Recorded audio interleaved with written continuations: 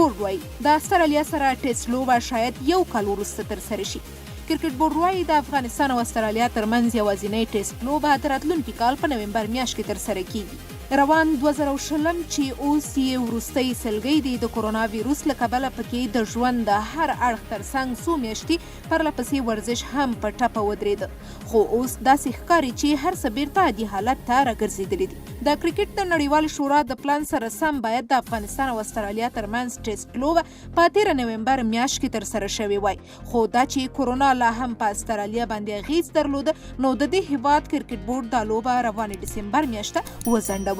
په ډسمبر میاشت کې استرالیا د افغانستان سره د یوازینۍ ټیسټ لوبې ترڅنګ د هندوستان سره هم د یو ورځنیو شل اوریزو او ټیسټ لوبو لړۍ درلودې چې اوس یې همغه لوبې جریان لري. استرالیا د افغانستان سره د کرونا ویروس په بهانه ټیسټ لوبه د راتلونکي 2020 زیږدیز کال نامعلومې نیټې ته وځنډوله، خو د هندوستان سره یې همدا اوس لوبې روانې دي په داسې حال کې چې کرونا شته خو نندارچیان په زرګونو دي. د افغانستان کرکټ بورډ که څه هم راتلونکي کال د لوبو ډک بولي، خو د کرکټ مینوال او ورزشي فعالان کرکټ بورډ په دې بې کفایتۍ او اداري کمزورۍ تور نه دي. دوی وایي کرکټ بورډ په خپله د هیوادونو سره د لوبو لړیو په نیولو کې صفر ده او هیڅ توقع ترې نشته، خو بده لا دا ده چې هغه لوبې چې د کرکټ د نړیوالې شورا له لوري پلان شوې وي هغه هم نشي رهبري کولی. خو د افغانستان کرکټ بورډ ویان فرید هوتک وایي چې د استرالیا سره هغه ټیسټ لوبه چې باید 13 نومبر میاشت کې ترسره شوې وای